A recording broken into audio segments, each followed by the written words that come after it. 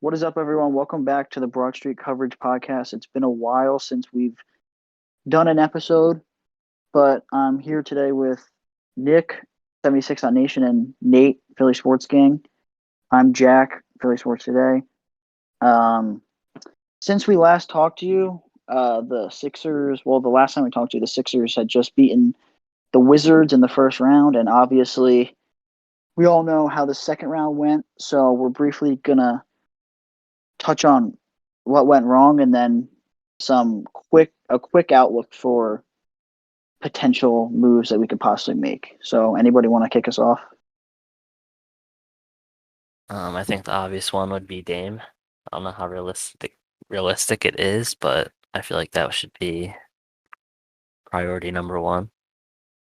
Yeah. Just play out the market there. I think if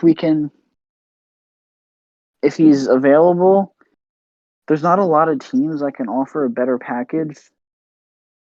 Um, Especially for if they trade Dame, they're obviously going into rebuild mode, and they would have a Simmons that has what he still has what five. His contract doesn't kick until next year, right? Or did it kick in this year? I forget. Um, I think it's next year. Well, no, he signed the extension last it's summer. I think I already kicked in. Yeah. Either way, he has 4 or 5 years left on his deal. So they would get a Simmons that's hasn't reached his prime. They're not going to be contending, so he can build his game. They'll probably get other assets for CJ, Nurkic, Covington. Um, so if they want to go that route and just clear house, they could get some really solid young assets. They would probably also get, unfortunately, they would probably get Maxi. Hopefully they would take Shake, but I highly doubt that. Um, so yeah, they would get some great young talent to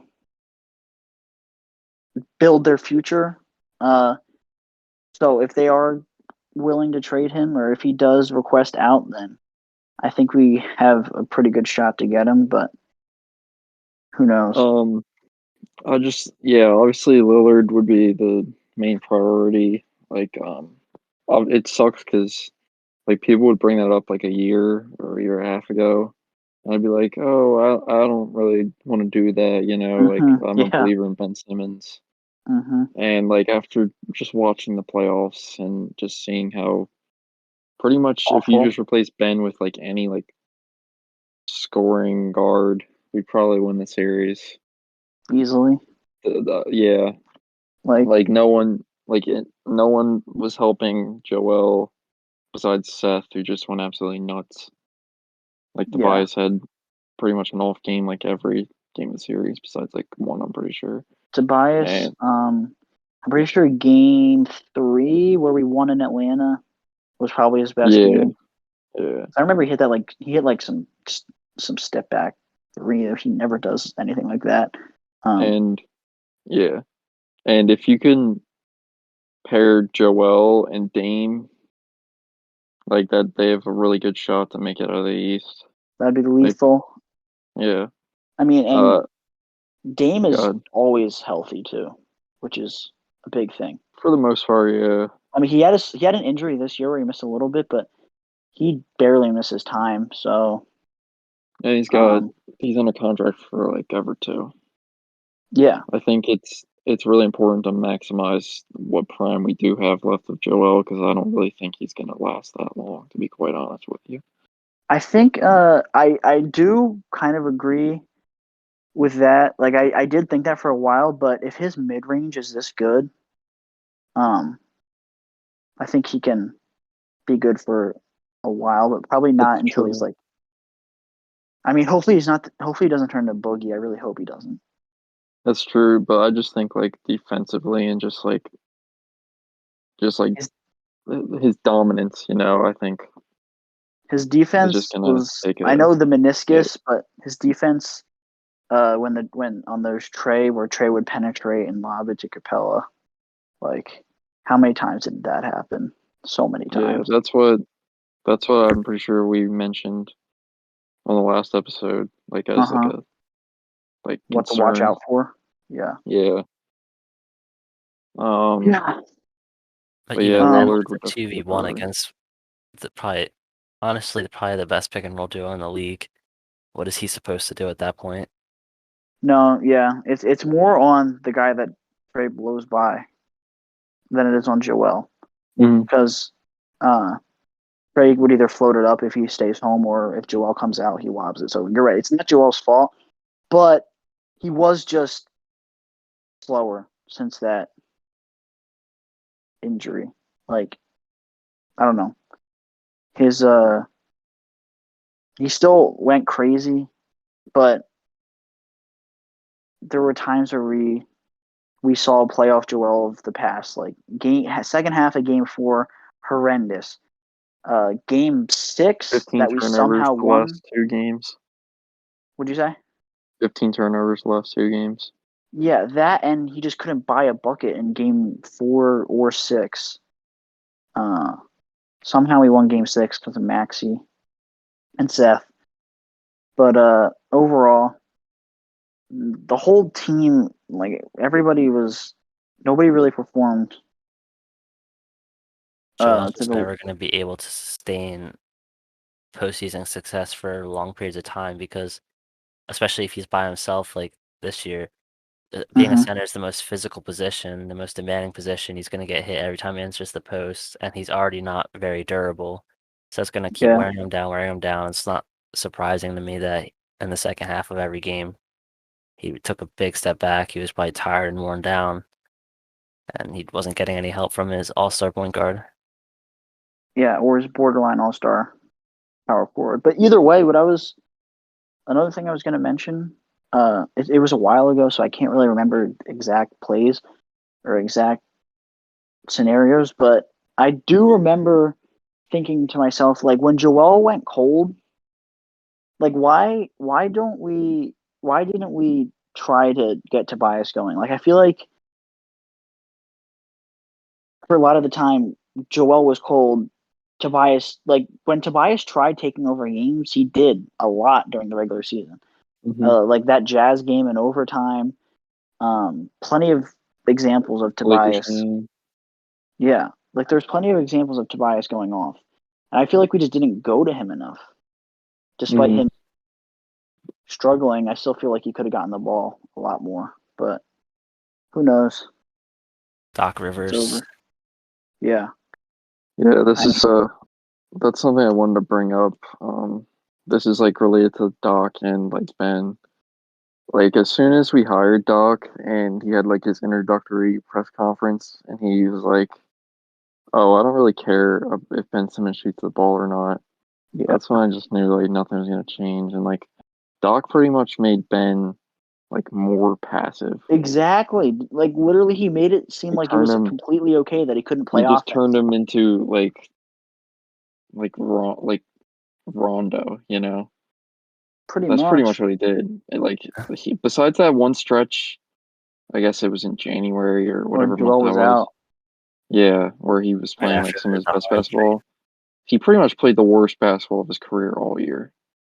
he's regressed every year except for defensively. Obviously, he's an all-world defender, and that also gives teams some intrigue. He's a really good transition playmaker, but in the half court, he's like, this is so true. Like, I hate the impact freaks when they say that Ben can't play make, but at the same time, in the half court, when the game tightens up, what does he do as a playmaker? You know what I mean? Nothing. Exactly. So he does nothing. He provides zero value offensively You in have the to guts take of the him out of the game. game, and that's what Doc did at some point. Like, and Hmm. it's even worse because he shot 30% from the line. Yeah, there's just nothing went right. Like, yeah, he's great in transition. Like, Jared Dudley was actually speaking facts when you really think about it. Mm-hmm. Like, he really Yep. was. He's great in transition, but when you get him in the half court, he's average. I mean, was he wrong? Was that wrong in this series at all? Nope. No. So he has to go. I really don't care. So if Daryl Morey's not dumb, he's not going to take some package that doesn't return an all-star or an all-star caliber player. So I think the only realistic options are, well, I guess Dame is real. I'd say he's kind of realistic. Um, I don't know how realistic Levine is. I doubt he's real. I doubt they would trade him after just getting Vooch. I feel like they want to Yeah, see 1 year with how I they don't would think mesh. I don't think he's gonna be on the table. I don't know why.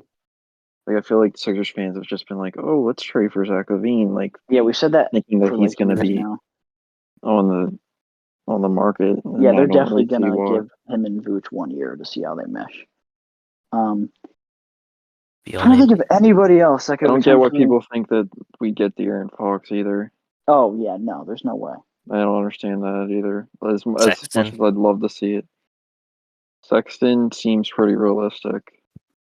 I would take Sexton Yeah, I would too. I love his because I game. feel like Sexton like But, Kevin Love. sure. yeah, Would We that don't have work a though? stretch We four. have to trade something else. I don't know. Sexton. Love Probably and not because Sexton's Love still on his and rookie deal. Simmons are probably about the same contract. Yeah, Sexton's still on his rookie deal. My problem with Yeah, that but is, even that, I don't know if Morey would take. yeah, it all just depends on how Ben Simmons is really valued around the league. Like sources keep saying, like, oh, he's still like heavily valued, but at the same time, it's hard to see how he would be, considering he just shot 30% from the line in the playoffs and missed more Yeah, free throws than any other team. yeah. I Like think that's I think the thing ridiculous. about the only reason a GM would be willing to trade a all star for him is if they're like the Blazers. They know they have zero championship window. Like they're done. They're not good enough to compete, and they know that Simmons is locked up, and maybe a chance to get a change of scenery under a new coach with less pressure to win. Maybe he'd be able to develop. I think that's the only because they see what he already Mhm. has. Top 3 defender in the league, really solid playmaker in transition and in um, games that aren't in the last like minute. So if he can, I think they would just hope that they can turn him around and get his career back on track. That's the only thing I can Yeah, think that's of. definitely the rationale His value is definitely behind just anyone who would want him. potential based. Yeah, for sure, Mhm. for sure. I it's just really embarrassing. Like the 1 seed and that happens. And the thing is, like we very easily could have won that series in 5. Like games 4 Should and 5 were both pathetic collapses. Obviously, game 5 was much worse, but game 4 we were up 17 plus. I forget. Um, just really bad. It's always been a How much problem were with we us. up in the one game that was really bad? Like 26, like Yeah, that, something like 27, 26. it was 26. Yeah, that. Yeah, in the third quarter, right? that was one of the games I didn't get to watch. It was just And really like bad. I looked at my phone after You thought work we and won? I was like, oh, we're up 14. Like we'll close it out. Should be an easy win. And It then just as soon as I got done work, I walked over and saw the TV and we were down 1. it just felt like Yeah, they expected the game to just be handed to them because they were the better team. pretty much. And then when the Hawks started coming back, It's they like obviously learned, and the Sixers just rolled over. And It's like when So, the Clippers came back from like 31 a couple years ago against the Warriors in mhm, that playoff game. yeah. Um, the huge reason we lost that game was because to start the third quarter, Lou Williams just didn't miss a shot. Um, so he's probably if you think about it, Lou Williams might be the reason we're on the couch right now. But we wouldn't have I don't think we would have beaten the Bucks. Like, um, Yeah, I don't think so either. we're just Middleton is more clutch than anybody on our team. and that's saying something because he's been really clutch, but it hasn't been a trait of his in years past. Mm-hmm. But he's been really impressive in this playoff run. So the Middleton Tobias debate is far over, Mm-hmm. and Giannis Embiid debate, I don't know, might be over as well. But it pains me to see a team like the Bucks win a championship because they're really similar to us. I feel like. Well, it's annoying because they had the worst record. They were 15 or whatever. Like they had a similar rebuild process to us, except they're in the finals now, and we're coming off like a really embarrassing playoff series loss, and our number one pick, supposed all-star point guard, had a pathetic performance. And they didn't have all the top picks that we had. Yeah, they didn't have the one pick in 2017. They didn't have the late first third rounder. pick in 2015, like we did. Mm-hmm. Yeah. So to wrap up Sixers, obviously it was pathetic. If no changes are like if Simmons is on the roster for all of next year, nothing is going to change because the Nets. I would have to assume the Nets aren't going to be that injured again, but they very well could be. Even if they're not, the Bucks will be better than us. It's just a change needs to be made badly. So I really hope Morey sees that and knows that the Embiid Simmons era has to end. Mm-hmm. For sure. All right. So transitioning quickly to the Flyers, we traded I forget, Nolan Patrick and Phil Myers, right? For Ryan Ellis, defenseman from the Predators. So from what I'm hearing, it's a really good move. Ellis is under contract, and he's now our best defenseman. When that was a big issue for us last year. Yep.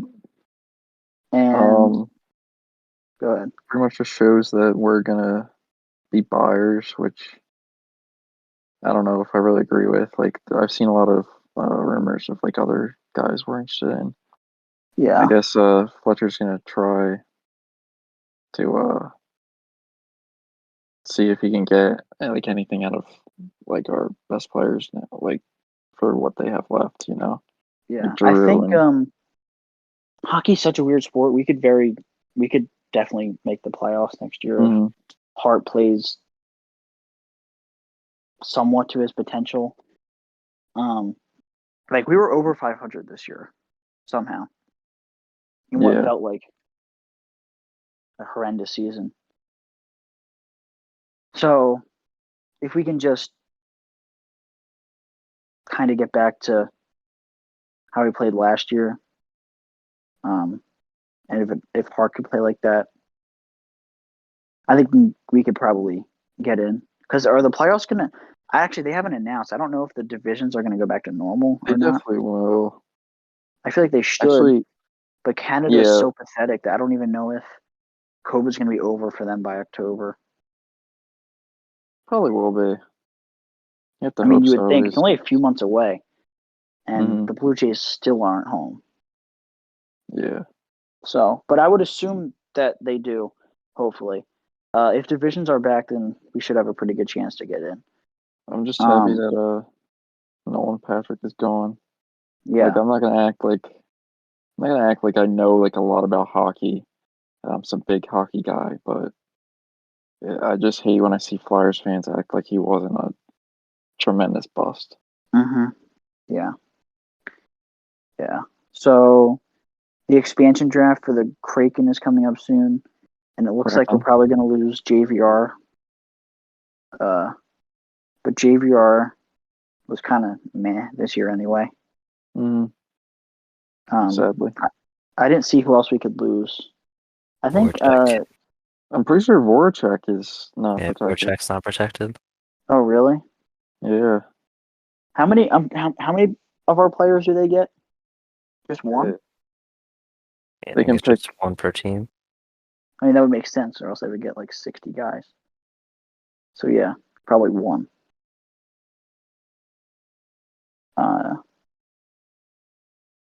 Oh, so yeah, they do. I didn't realize they do get one per team because, like if you do like an NBA expansion draft, it's only 15 guys, so it's not like every team's losing someone. But I guess it is one per Mhm. team. Yeah, so we'll have to see who they take. I guess they'll probably take Voracek. I don't know. Yeah, he's definitely the best available to them, and I had no clue probably that be we a even good. had a chance to lose him. Yeah, he wasn't protected. That would kind of suck, but been here for a long, long time. So yeah, we'll see what happens with that. Hopefully the Flyers can sneak into the playoffs next year. We shall see. Hockey's a weird sport, and they seem to make it every other year. So hopefully next year they make it. Transitioning to the Phillies, where we'll probably spend the bulk of our time talking. Things are looking a lot better than the last time we talked. The Phillies are currently 2 games over 500. They just took 3 or 4 from the Marlins out of the All-Star break, and I'm more confident than I've been in years. Yeah, I don't know the last time I was this confident about a Phillies team. I think I am cautiously confident. cautiously I'm not really confident. Cautiously confident is a good way to put it, but I would say I'm more than cautiously confident just because, I don't know, it's fun to be confident. I haven't been excited about the Phillies in a while. Feels like everything's starting to click. Yeah. I mean, we have had September collapses in the last 3 seasons, but I'm really hoping. But the Mets also collapse every year as well, so it's basically just going to be who collapses less. Mm-hmm. The Mets are looking. The Mets have not looked good. They just sadly came back from 2 pretty big deficits and won 6-0 against the Pirates and 7-3 against the Reds tonight, which really sucks that the Pirates and Reds couldn't help us out. But nonetheless, we're only 2.5 back. And the Mets have an absolutely brutal stretch coming up in August against the Giants and the Dodgers. 13 straight games against those teams. You would have to figure the Giants and the Dodgers both fighting for their division lives, that they would hopefully take like 8, 9 collectively. That would be really nice. And obviously, we still have. I'm not sure how many more times we play the Mets. Probably 6. 6 total times. Yeah. Only 6. 3 home, 3 away. So yeah, I guess that does obviously make we have sense. to. We have played them a lot. Yeah, we play them a lot early. Yeah. So obviously we have to take care of business against them. I'm just looking at schedules right now. Yeah. If we have about like a 5-game lead by September, I don't think that it'd be possible to collapse that hard, but we should have That's a made the lot, most though. I'm last not year sure if we're too. going to be up that much. After their Hopefully. We would have to 13 make game up. stretch with the LA teams or the Cali teams. Yeah. Looking at our schedule, we have 2 against the Yankees. The Yankees are really injured right now, but they did just take 2 of 3 from the healthy Red Sox. So those are not gimme games. Hopefully we can take both, but it's going to be Matt Moore day 2 and Nola tomorrow. So we have to take the Nola game. We've been winning like all of Matt Moore's recent I know starts. he's been So really good. He's been good. He just doesn't pitch very long. He'll pitch like 4 or 5 innings, but Good for Met Moore standards, I should say. yeah. And then we have 4 against the Braves at home. That'll be huge. 4 against the Nationals at home. 3 against the Pirates.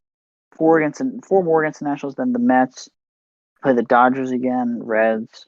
Oh, we have a stretch where we played the D-backs for 7 games. Pretty close to each other. That'll be huge. The D-backs are absolutely awful.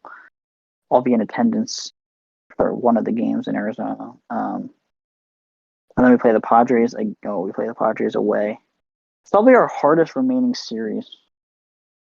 To have to Padres take away. advantage of the games against the Pirates and the D-backs and stuff like that. You can't be Yeah, losing and we those play the games. Orioles too later in the season. That'll be nice. The Mets already got to play them. So yeah, we have a really good chance to win this division. The offense has been clicking like crazy. And that's without Bryce even like going insane. Like if he starts to really heat up too, then the offense is going to be really, really good. Starling Marte was reportedly linked to the Phillies.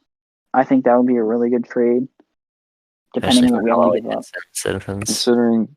Considering our best center fielder this season's been Travis Janikowski Probably. and Odubel. Like Odubel started out the year really, really well. He started out poorly, and they went on a big hot streak, and then he's been ice cold right before his injury. So yeah, he has. Like I checked his stats the other day. I thought they were better. They were pretty bad, honestly. But I think that's just I think that might be a combination of his really bad start and his recent cold stretch. He's still a serviceable center fielder, but if we can get Marte, who has like an 820, 830 OPS right now, and he absolutely kills the Phillies at Citizens Bank Park, so if he could play like that all the time in Citizens Bank Park, then that would be a huge upgrade. But we just have so many guys right now that are contributing off the bench. Like Jankowski has been ever since like after that base running error against the Nationals. I thought it was done, but he's come back and he's done everything. Like he's just a stereotypical utility guy. He bunts, he hits singles, he steals. He just makes things happen.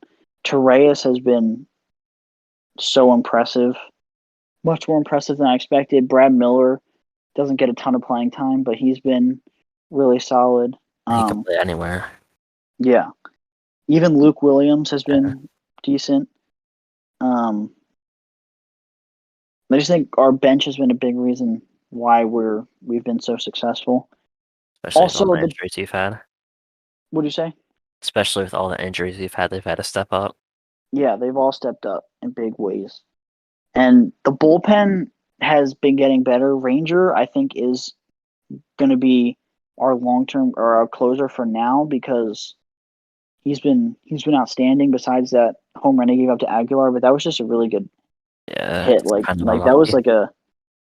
that was like coming down to his ankles, and he just golfed it out of there. So I'm not really blaming Ranger for that.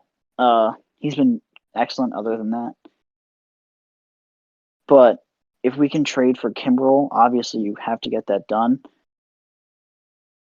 Our bullpen with Kimbrel closing would be really, really solid. Like you would have Ranger as a setup guy. You would have Neris, who has actually been a lot better. He's been a lot better in lower leverage situations, like where he just comes in the 6th inning. Falter has looked really solid. You still have Archie Bradley, Jose Alvarado.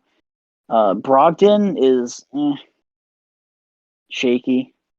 Good for a good inning every now and then. Yeah. As long as De Los Santos doesn't see the field, I'm happy. I watched a podcast from John Clark and Dave Dombrowski, and they talked about Kimbrel, and it seemed like he had a lot of confidence in Ranger Suarez, and he basically said if it's not broken, don't fix it. So I don't know. Oh, really? When Yeah, was this? I'm pretty sure it was today. Oh, really? So I don't I know how mean, I realistic. would take a starter if we could get another starter too. Um, One thing that's really been disappointing to me is Eflin this year. I expected Eflin was our best pitcher down the stretch last year. I really expected him to be like a great third starter, but he hasn't been that, unfortunately.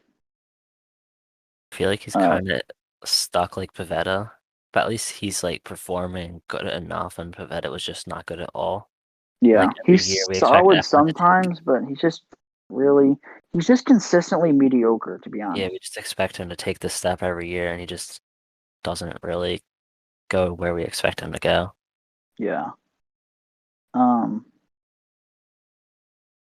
as for the rest of the rotation, Velasquez he had a pretty good start. What day was it? I think it was it was the game that Aguilar tied it. I think that was when Velasquez pitched really well. Yeah. Oh no, that was Matt Moore. I can't remember. No, it was Velasquez, I'm pretty sure. Oh no, yeah, Velasquez. Yeah, that's the game we won 4-2. Velasquez pitched that game. Yeah, yeah, Velasquez. He always goes 4 or 5. I mean, that's just what you have to expect out of him. We just hope he doesn't blow up like he did against the Red Sox and basically lost us that game. But the I just think we're in a really good spot right now. But unfortunately, I think the Mets are going to make a blockbuster trade, and I'm not sure we're going to make a blockbuster. Like I think they're going to get Chris Bryant. Like I'm pretty confident that they're going to get Chris Bryant, which would be unfortunate. Um, and obviously, if their rotation's healthy, that's kind of scary. But they just haven't been. So Yeah, really scared of the Mets, honestly. I'm not. But the thing is, I don't know how they have managed to win these last 2 games. It would have been nice if they would have. Why? It's so annoying. They always find a way. Like I don't know, it's weird. I'm more Um, scared of the Phillies like losing it for themselves than another team taking the yeah. division from them. That's Yeah. just what I'm scared of. I Because that's mean, what we've our seen. track record is pretty bad, Yeah, so but I definitely. hopefully this is different. I mean, I feel like I don't know. Like our bullpen is better than last year. Obviously, the lineup seems to be performing. Well, the lineup last year was good, but I feel like it's never we've never seen it as good as it is right now.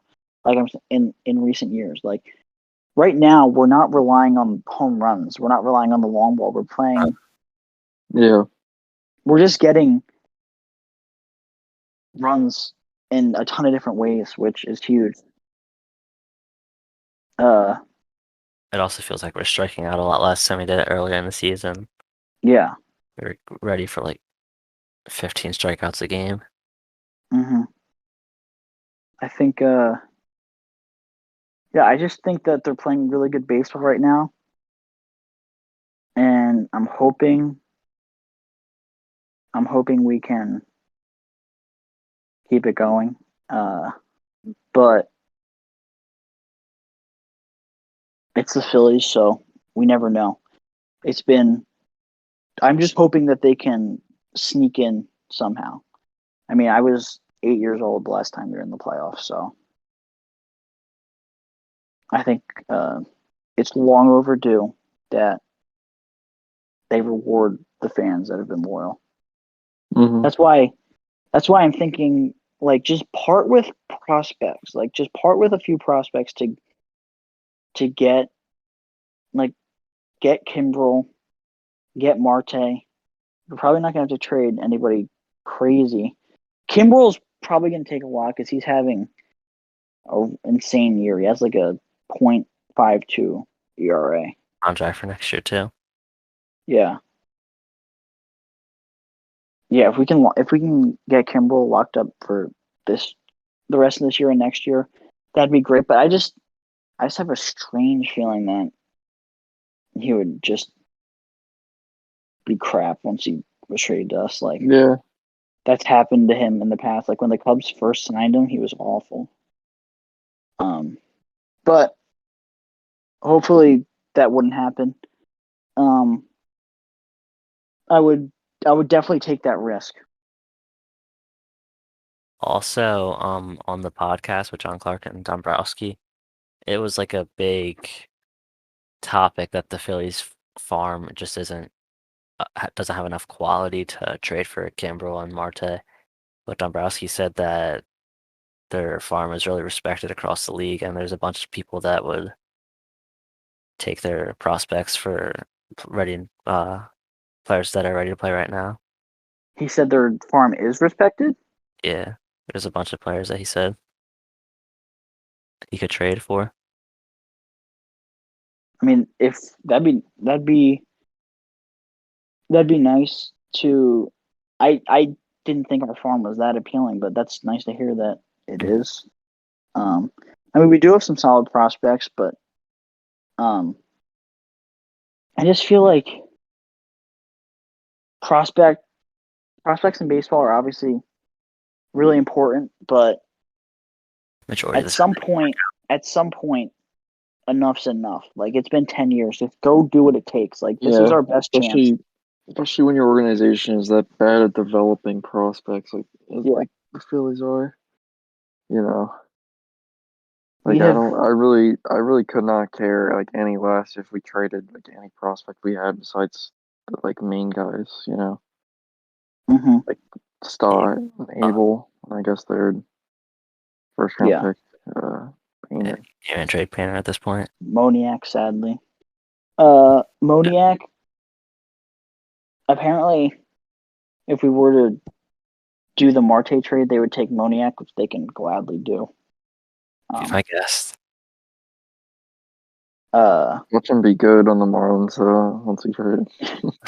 I mean, it would be a Philly thing to happen, but we were all trashing the not trashing, but we were all like so against the Sixto Sanchez thing, and he just can't stay healthy. Yeah. So he might not even turn out to be this amazing ace that we thought he would be. But he is really young. He's like 22. Probably wouldn't have been on the Phillies because we can't develop pitchers. Yeah. And Alfaro was just terrible, too. Like, as we saw firsthand this weekend. That game was awful. He had like 4 pass balls. Yeah. And JT is really picking it up. So, if our guys can consistently perform, I don't think there's any reason we can't win the division. Especially with how much easier our schedule is than the Mets. I mean, I know the Braves don't have Acuna, but you still kind of have to look out for them because they're not far behind us. Can't sleep on them. And they still have a solid roster, but I think I don't think they're gonna be too much of a threat. They just really don't have pitching. Their bullpen's terrible. Their lineup's good, but they're missing a lot of people. So hopefully they can just stay kind of where they are. The Nationals shouldn't be a threat, although Soto is getting really hot right now. But they're 5 games under currently, so it would take a lot for them. They're already too beat up. Yeah. It would take a lot for them to overtake us.